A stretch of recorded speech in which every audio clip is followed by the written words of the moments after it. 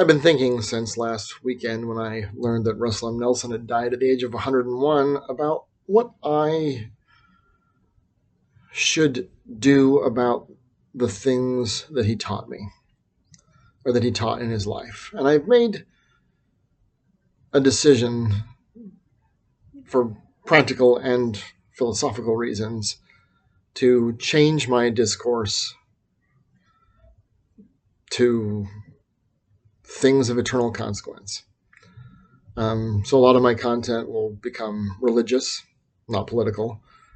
Will become religious and not romantic, and will become religious and because I'm not making any money anyway. So if it alienates my audience and makes them leave, okay.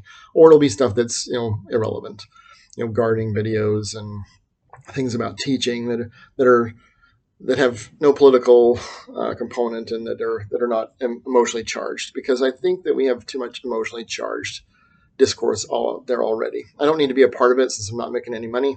I'll let other people talk about that. I'll let them collect their money. And with the exception of some books that I'm writing that I will finish up and publish, that will be my final word on the subject. And then we'll leave it at that.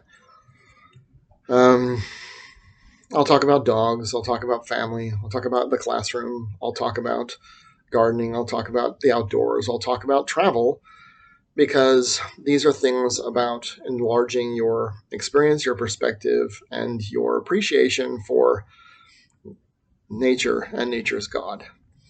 And yes, I do have very strong political beliefs. They're not changing, and they'll probably be between the lines in everything that I say and do and put out there, because my beliefs politically are basically grounded in my other beliefs, philosophical and religious.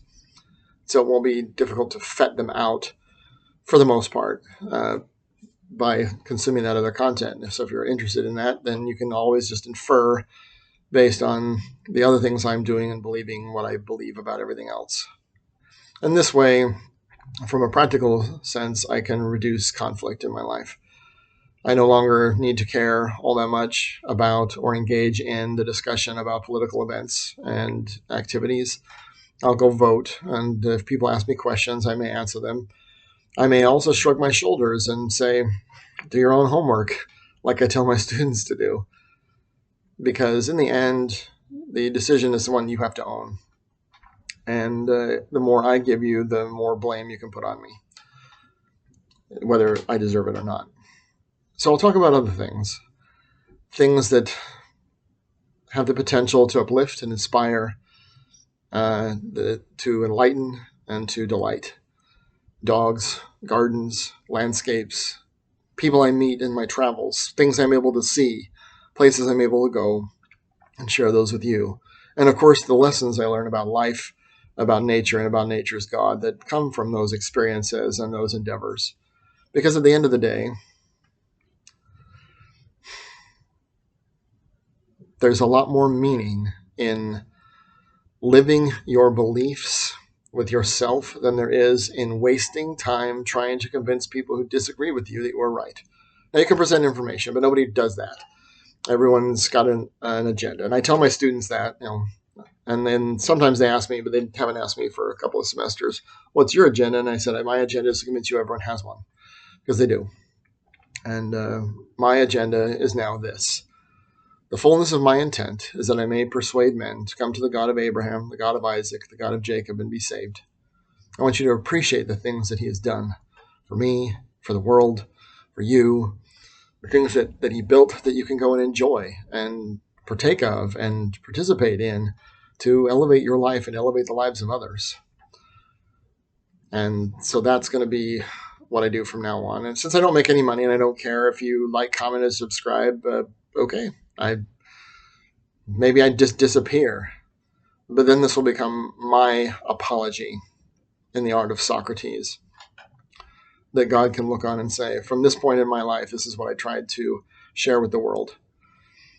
And instead of trying to get involved, I want to stay as far away from Parliament as I can possibly stay and interact with it only when I must, and only with people who actually want to know what I think. And if you want to know, you can ask me.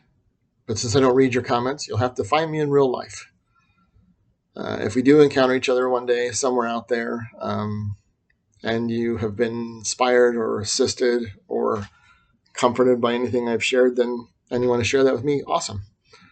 And if not, we can just pass by and remain ships passing in the night. And that's okay with me.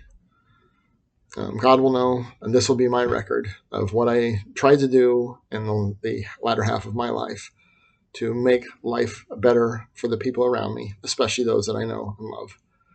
And that's what I've decided to do to honor President Nelson's memory, Charlie Kirk's memory, is to talk about the things that I believe that will uplift and inspire instead of the things that divide and dissemble. Because we've got plenty of that out there already. And maybe it's time for something else, even if it's not profitable. Because I think a lot of them are doing it for money. And since I'm not making any money anyway, who cares if it's not liked? Who cares if it's not popular? Who cares if no one sees it? You did. Godspeed. Take care.